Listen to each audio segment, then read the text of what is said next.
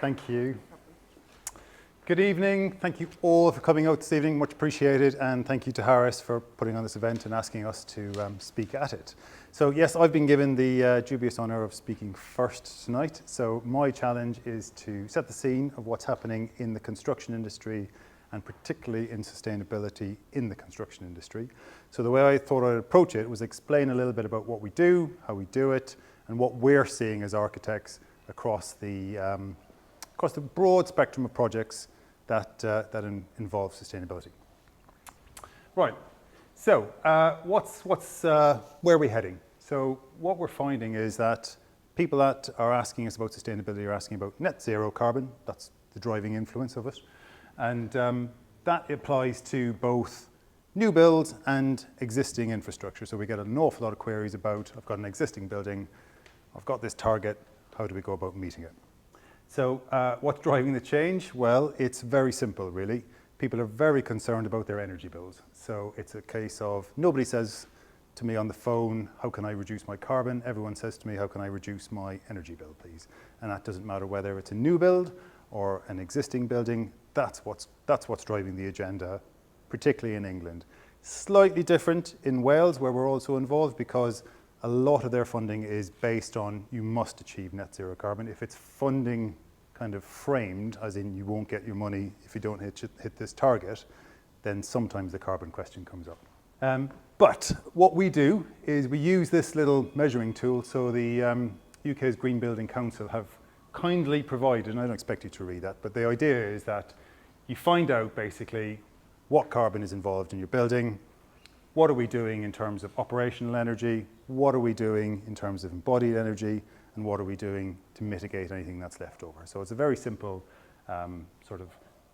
tool, as it were, to understand what's going on in any project, really. The two things that you just need to understand is that it's always really split quite down the line. So one is going to be embodied, one is going to be an operational. So as an architect, I can really control the embodied energy because I can specify materials which have less carbon. I can specify processes that help reduce your carbon in the actual building. And that's brilliant if you've got the right type of building. Not every building naturally falls into that. So as soon as you're into concrete and as soon as you're into steel frame, your carbon's going through the roof. So what are you going to do about it? So that's the embodied bit. The operational bit is the bit that you can put back on the client and say, right, how are you going to run this building? How are you going to manage this building? What do you do in this building?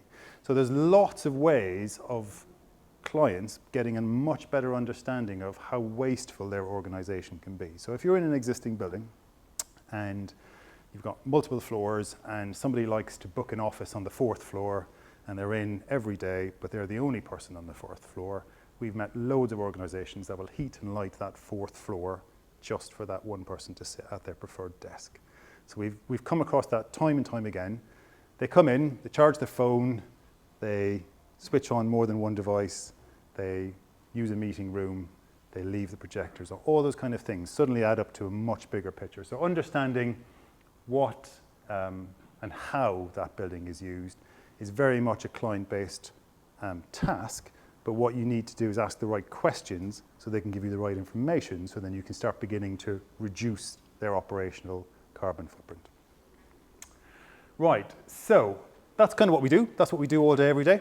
So what I've put up here is a couple of examples of projects, how we've done this and try to explain how we use this as a way of informing the design, informing our clients, and then hopefully coming together with a sort of a combined solution to achieving net zero. Office refurbishment has been a massive drive in office refurbishment since the pandemic, largely because two reasons.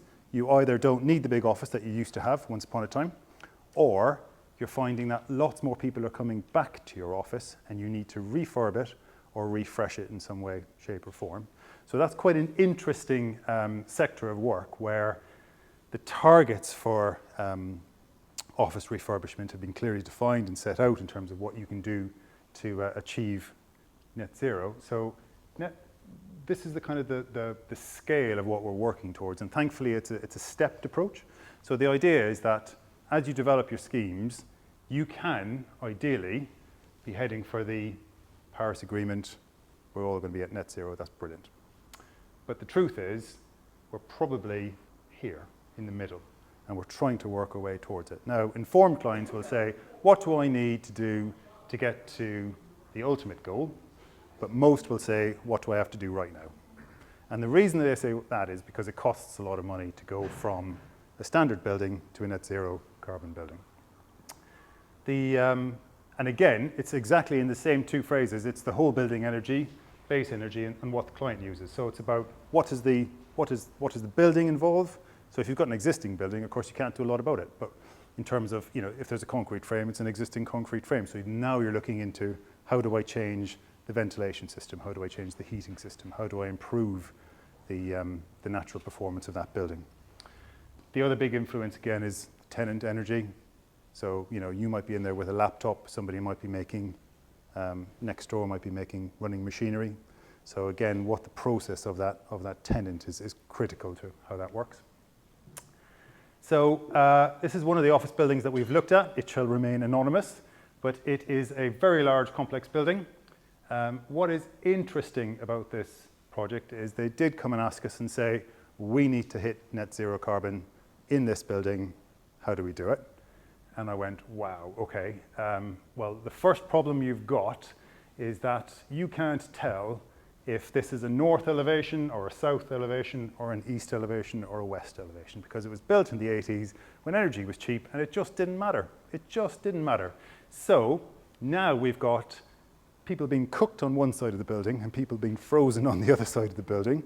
And we've got an entire envelope of glass, which is tricky. And then those of you will see we've got massive courtyards, so we've got twice the amount of glass that you would normally expect on any typical building. So we are losing heat left, right, and centre in this building. But the interesting approach to that is it's a massive building. Let's start with the simple steps. How many people was this designed for? How many people use it now? So designed for 1,500 people, average occupancy 400 to 500 a day. So most of the building isn't needed, really, in truth. So the first thing we're talking about is shutting down floors, shutting down sections of the building at no cost to the client whatsoever. So decarbing doesn't have to be expensive. The next steps are a bit more expensive. One of the slides said, get as much information as you can. So on this building, we asked for a thermal imaging survey of the building. So what it proved was the roof doing an exceptional good job, not losing any energy at all. The glass losing all the energy, and the frames, which are white, losing tremendous amounts of energy. So they've got steel frame. It's not uncommon. Still there, plenty of glass, pretty poor performing. Steel frame, absolutely just leaking energy everywhere. So helping the client to see it in a visual way, because carbon is obviously very difficult to get your head around in terms of visualizing it. So being able to see that how the fabric is performing has allowed them to understand we've got a major problem with the glass, not just losing heat, but also gaining heat. Now, to be fair, the people in the office building on the south side have been telling them for years, it's blooming hot down here. The guys on the top floor are going, we're being cooked. And the guys on the north side are going, can we move to the south side during the winter? So, bit of that. So, what do we do? So, we looked at their section and said, okay, you've got a problem with your existing facade. One of the options is to think of it as like a double glazing system. So we've got our existing line of elevation, and we're proposing to add a new one. We're actually proposing to make that zone, and if you think of it, it's just acting like a double glazed window. Other buildings have done it, and this is a great way of controlling the solar gain, controlling the heat loss without having to replace all of the existing, literally hectares of glass on this building. So that's one option. We then use these new double-skinned framed elevations as for a stack effect. So during the summer, they heat up. They don't allow the building to heat up. The zone in the middle heats up, and we extract the air through the top. So that's one option. But we've got acres of elevation to deal with. So rather than dealing with all the courtyard elevations, what we proposed is you could put a PTFE roof over the top. And the idea there is you do one element that solves 4 elevations. So that yes, the cost of putting the roof in is more expensive, but not when you compare it to 4 elevations. So it's quite an expensive intervention, but there's easy ways of getting around it. So the courtyards they use at the moment are for, really they're for sort of office kind of breakout spaces and sort of, not that they use it as meeting spaces, but more for just somewhere to take a 5-minute break. So the idea was that that would be enclosed and it would solve a lot of their problems. So that was office space. The same sort of principles apply to some of our residential developments. This is, as it clearly says across the top of the building, the chocolate factory, and it's not a million miles away from here. So this one is a really complicated scheme in that behind that new facade is an existing concrete frame, and one of the reasons for retaining that concrete frame is to retain that embodied energy. So we've fought quite hard, rather than just demolish it and rebuild with a steel frame, we fought quite hard to keep that concrete frame. Yes, it needs some extra support and extra strengthening, but actually what we're doing is preventing the loss of that embodied carbon energy, which has been there for about 120 years, I think. And you have all that carbon in taking it down, but then you've got all that carbon in putting the steel frame back in. So that balance has made all the difference in terms of this, in terms of its carbon footprint, not in terms of its whole life carbon cycle on that particular building, which by keeping the concrete frame, we're now saying concrete frame has some benefits in that we can use the thermal mass that's in that building for natural heating and cooling as well. So keeps it cooler in the summer. Once the slab is warmed up in the winter, it acts as effectively as its own little radiator. So complicated little scheme, but an interesting one that it's now gone from commercial to residential. And education. So we do a lot of work in the education sector, and what the schools are telling us is that we just simply can't afford to have the heating on. So heating is switched off probably February, doesn't come back on till November. I've been to schools where kids sit with their coats on. It's just not acceptable. And the reason for it is they just simply can't afford their utility bills. So it's a real problem for schools for other reasons. Not so much in the carbon kind of interest, but just in the comfort of their students. Because if your students are cold, they're really not paying attention to what's on the screen and what they're going to be learning. So this was a scheme in Wales where we were asked to look at an existing school. The old school is still there. We've managed to keep it, a bit for nostalgic reasons, but also because it's quite a nice stone building. No need to take it down. And wrap this new school around the existing infrastructure that was there. This one went forward for an award, and it's got all the tick boxes. It's got green roofs. It's got connection to the outside, so biophilic design. It's got a community space. It's got the potential for some social housing coming in on the site. It's got a new sports centre for the school and the community, and it's got its own wind turbine generation. Every time I'm up there, it's absolutely blowing a gale, so there is no need to put the sensors up and check if it's going to be okay. The wind turbine is going to be going flat out. So the idea is that this scheme solves the problems of a sloping site in a school, which is a nightmare if you've got level changes in a school. Really tricky to deal with, accessibility issues as well. But what they weren't expecting was all the benefits that the, if you like, the sustainable design offer them, which was the extra sort of their whole space is in under this green roof. They've all got a classroom pod each. And people talk about, you know, oh, the extent of your elevations and, you know, keeping them nice and tight and keeping them really confined. But actually, if you design the fabric of the building to be good enough, there's no reason why you can't have any shape of building, and that's what this one was proving. So we've done exceptionally well on that one. And then one of the trickier ones for sustainability is we do a lot of work in the aviation, so we do a lot of work with air ambulance bases, and this is an air ambulance based up in the Midlands, where when we started this project, at the time, the charity was so concerned that we fly helicopters, we are kicking out a lot of carbon in our vehicles. How do we overcome that? So this building was designed to minimize the impact of what their helicopters do. So that takes it well beyond what the building is doing and thinking about what the vehicles that serve this building are actually doing or serving this charity.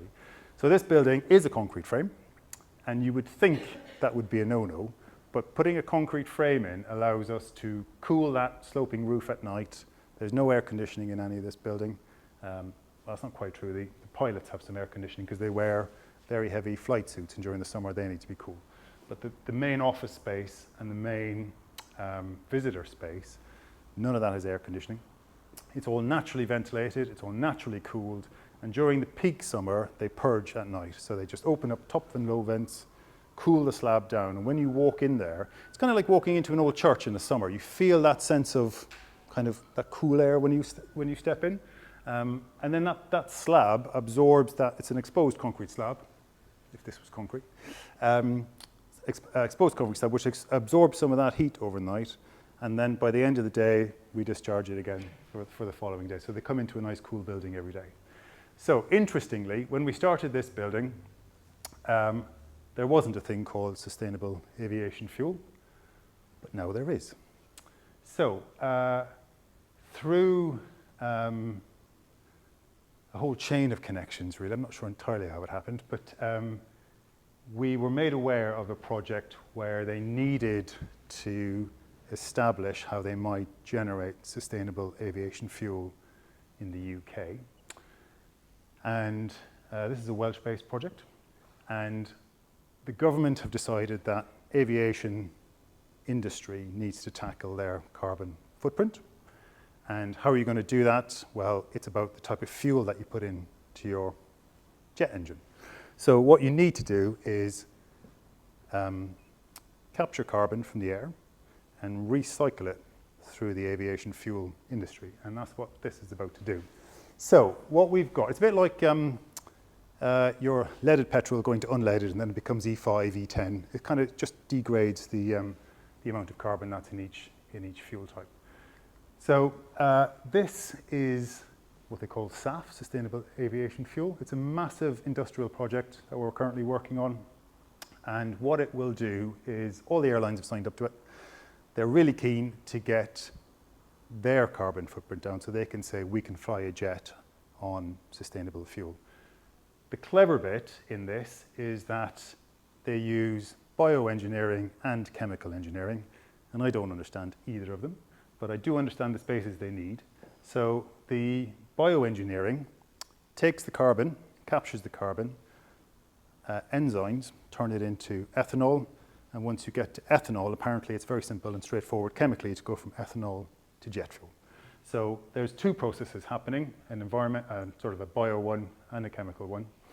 And we are pleased to announce that it was recently announced by the planning inspectorate in Wales that this project would proceed. So we can now say we've got one with true global reach under our belt. So yeah, this one's going ahead. 100 million litres of fuel a year. They need lots more. But we're heading in the right direction. Thank you very much. Brilliant. Very good. Thank you, Ray.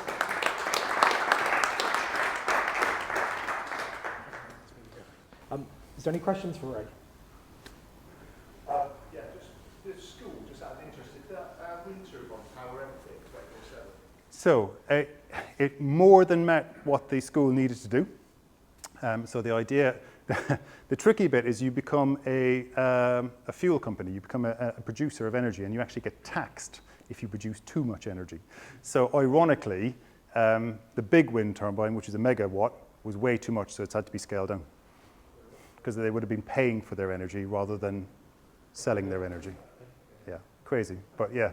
Yeah, so the idea was that that would serve the entire, well, it serves the school's needs. We had solar panels on the roof as well.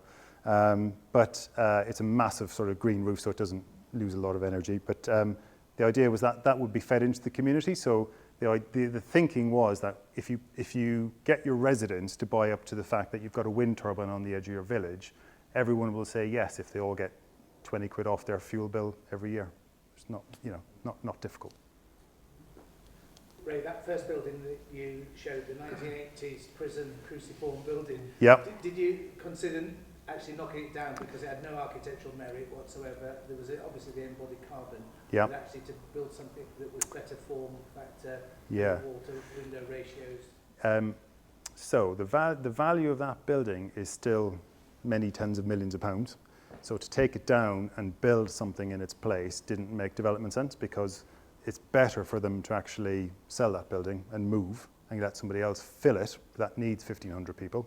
So taking it down wasn't really an option. It's investment value. Yeah, it's, again, you see, it's all driven by the economics. It's driven by how much does my energy cost, what does it cost to build, and what does it cost to build sustainably. 40 years old building, poor performing. It still has a value, and that value, if it's fully occupied and managed better, it could still perform.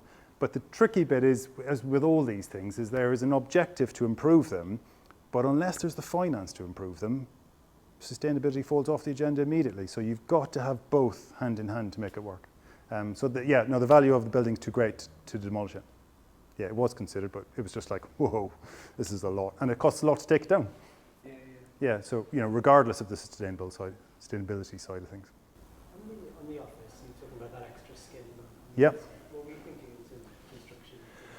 So, a couple of options. We had double glazed curtain walling on, I think it was the south side, and we had triple glazed on the north side. And the idea was to form that sort of, if you like a scarf around the building, really, just to kind of wrap it and keep it warm. That air gap in the middle is the tricky bit, because what you end up with is condensation potentially forming. So there's got to be a lot of air movement. Now, when it's nice and warm air, what the clever M&E engineers put together was a system where they would extract the heat, pump it into the building, and reduce the heating costs. When it's cool, and you're trying to keep the building warm, all you're doing is you're allowing the heat to go through, as it clearly does, the first skin, but your second skin becomes the retaining barrier. So then you don't extract the heat, and then the rooms stay warm. So, yeah, it was kind of a crossover of sort of how you use the heat was the clever bit. Yeah, so it would still be cheaper to do that than replace the windows on the new system. Well, I guess it's the problem is it's an occupied building. So yes, we could move some of the departments to the other side while you do one thing. But as soon as I said, oh, well, we could replace the glazing, and everyone went, ooh. And I went, okay, well, why don't we leave it? And then why don't we think about doing something else? So there was a big sort of and like, you can read the room, you can kind of go, that's never going to fly. So you can kind of go, okay, well, what do we do? So that was the way around it. It was a compromise. In theory, yes, you could take that skin off and put the other one back on, and it would be just as well performing. But the issues they've got with removing all of that and then decanting people, bringing them back in, swapping them out. I mean, ironically, you could do it because the building's not fully occupied, but politics get in the way as well. Must have had quite high leakage as well. Oh, air, yeah. All air through the wrong facades. Had a glazing change in its lifetime? No, that's the original. So the double glaze must have been blowing it. Yeah, so they've had panels go, but they haven't like had a whole scale upgrade at any point. Most of it's single glazed. Wow.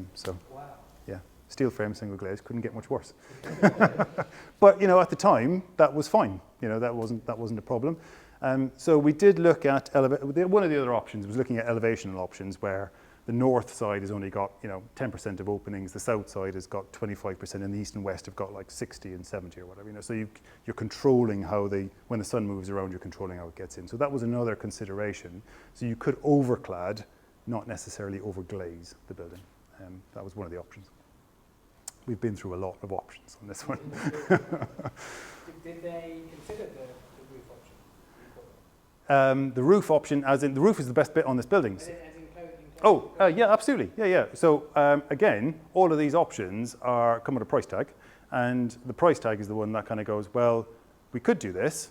Now, I think the roof option was favourable financially compared to the 4 elevations, and then you just skin the outside of the building, if you like. But what we're doing is creating an internal space that they don't really need.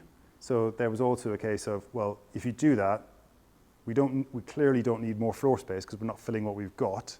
You're kind of creating more floor space. What do we do? So, yeah, hasn't been decided. I don't know. If you're trying to save on energy bills, why would you go to net zero and not just have net zero in operation? It's funding. It's all about how they get, so they can draw down funds to upgrade their building if they're achieving net zero. It's all government-backed funding. Yeah, it's driven by the net zero agenda from the government. Yeah. So there's cash available if you can make it work. So it's just making it work is the tricky bit. Brilliant. Brilliant. Thank you very much.